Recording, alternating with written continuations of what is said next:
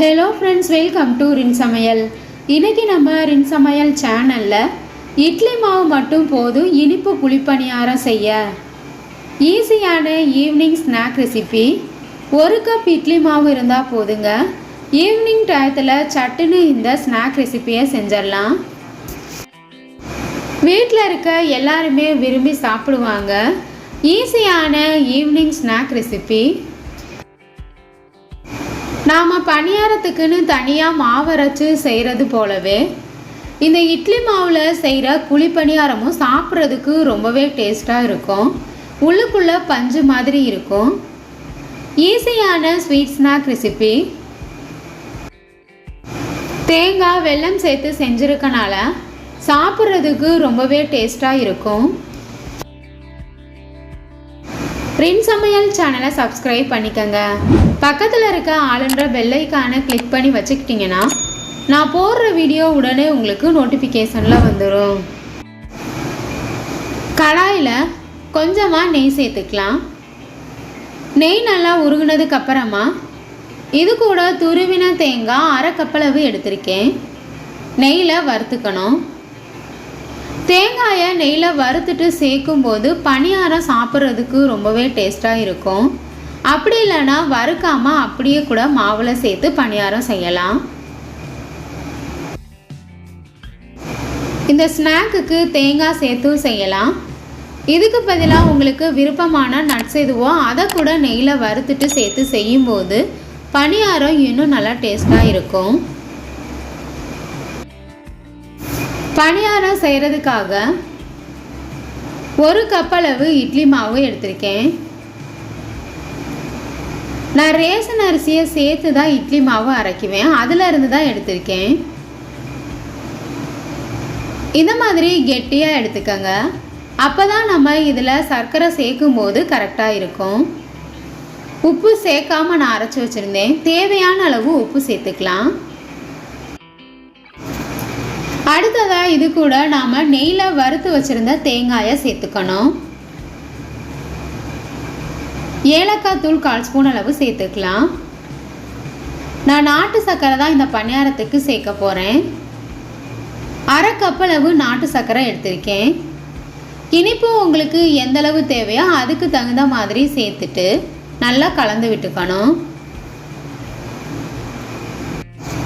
நாட்டு சர்க்கரையில் கல்மண் தூசி இருக்காது.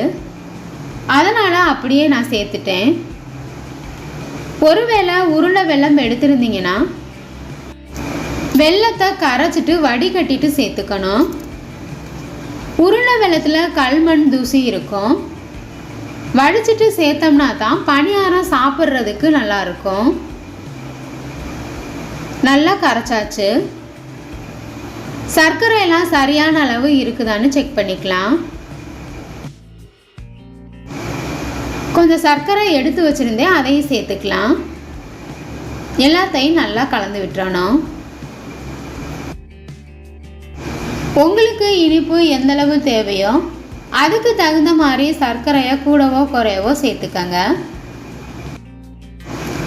தண்ணி சேர்க்காம சர்க்கரையை சேர்த்துட்டு நல்லா கலந்துடணும். அதுக்கப்புறமா நமக்கு தண்ணி தேவைப்பட்டதுன்னா சேர்த்துக்கலாம். நான் கெட்டியான இட்லி மாவாக தான் எடுத்திருந்தேன்.